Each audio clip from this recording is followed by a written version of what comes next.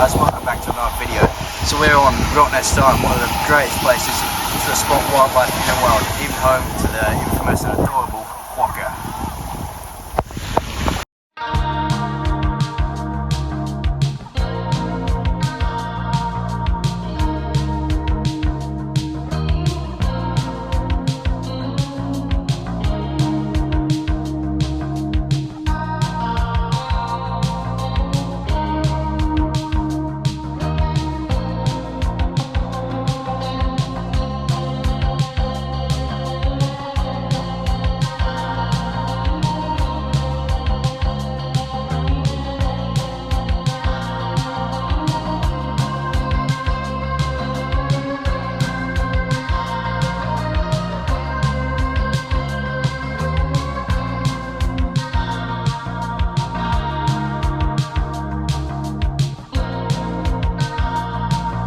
G'day guys, so I'm just getting ready to go on the ferry to Rottnest Island here in Western Australia. So we're near the ferry, near the docks, near Fremantle, and we found this. If we look down there, that is a jellyfish, and he's quite a small jellyfish. Jellyfish, quite cute. He's been swimming around this little area here, but there is a jellyfish just down there.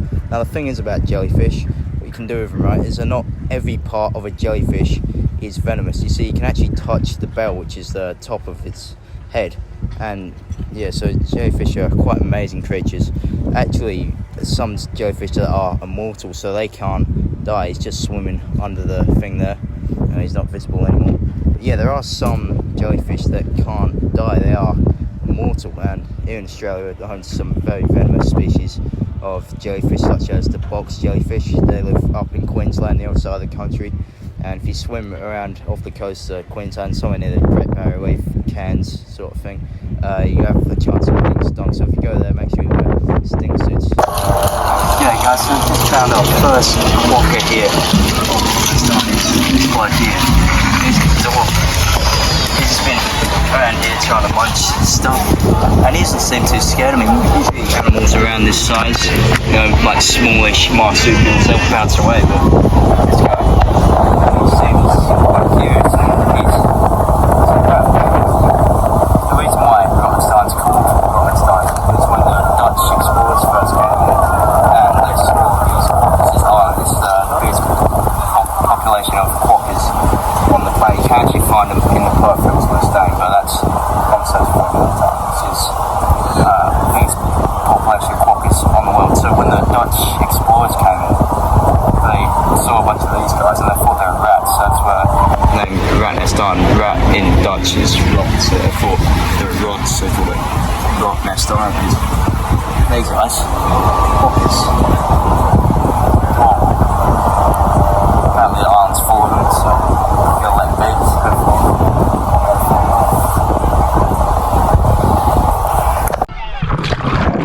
The Indian Ocean that surrounds Rottnest Island is home to some of the most amazing marine life in Australia.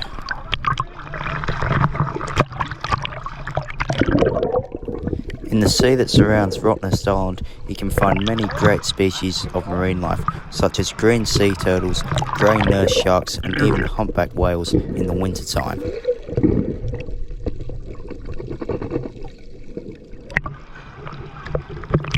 Unfortunately, we didn't get to see any of these animals, but what we did get to see are these amazing fish on the coastal reefs.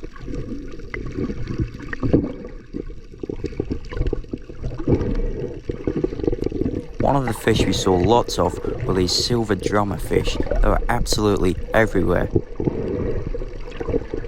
These guys are found in both Indian and Pacific Ocean, with their range in Australia stretching from southern Queensland all the way down here to Western Australia, and even being found sometimes in New Zealand. Silver drummers are part of the sea chub family, a species of fish commonly found close to shore.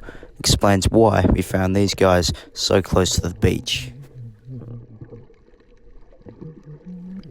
These silver drummer are found at Little Salmon Bay, whereas the other silver drummers are found at Porpoise Bay. This environment is what we call a rocky reef, where all sorts of sea grasses and sea moss grow on all the rocks and stones that come out of the sand. It was quite tricky to navigate our way around this rocky reef, especially with the hard current from the ocean.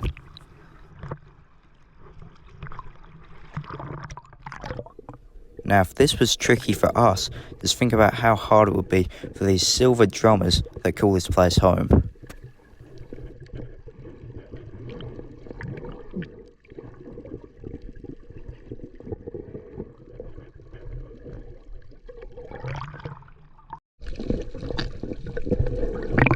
Now, if we look closely here, we can see these drummers getting swept by the ocean current.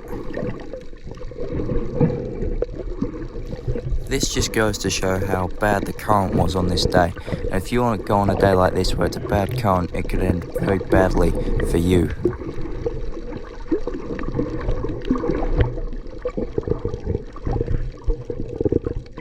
All safety aside though, it's a very fun thing to do if you like getting battered by the ocean like me.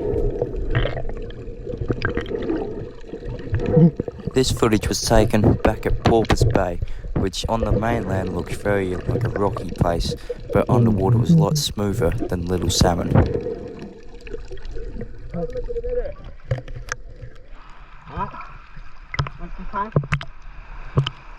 Crabs over there at the rock pool though, we'll look after we do. As we just heard from my co-diver, we had a report of some rock crabs that were on the mainland, but unfortunately for the GoPro we're filming with, it wasn't good enough quality to pick up the well camouflage of these rock crabs.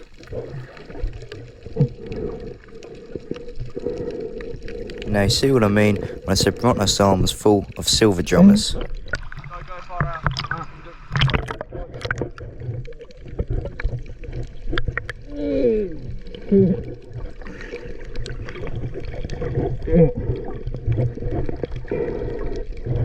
There must have been hundreds upon thousands, maybe even, in this bay alone.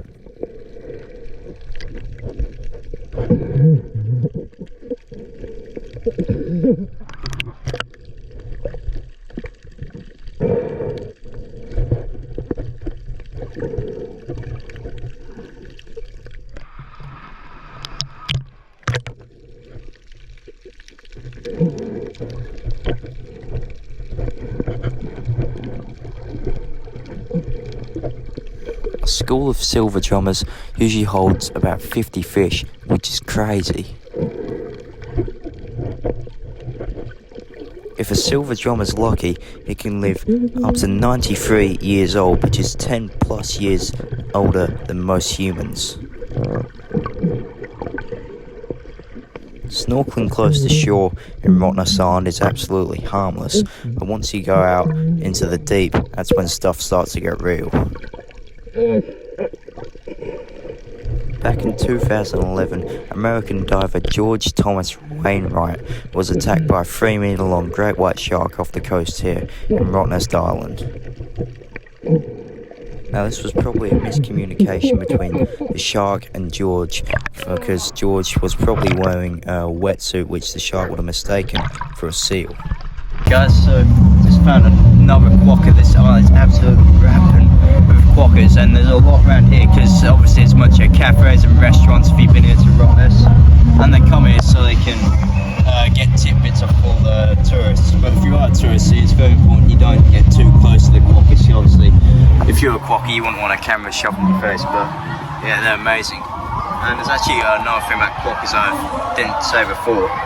It's that they're one of the very most happiest creatures in the planet, but if they're under attack, like a predator comes to attack them and they have a baby in the pouches for the female quokkas, what they'll actually do is they'll actually throw the baby out, so the predator will go for its joey instead of it, which is quite crazy, but it doesn't hide the fact that they're still quite adorable. And yeah, so I'm going to leave them be, and I've had a lovely time showing you all the animals and all the stuff here on Rottnest Island. Unfortunately, we're going to get the ferry back to the mainland of Western Australia, so thank you all for watching. Make sure you like, subscribe, and I'll see you in the next one. Thank you.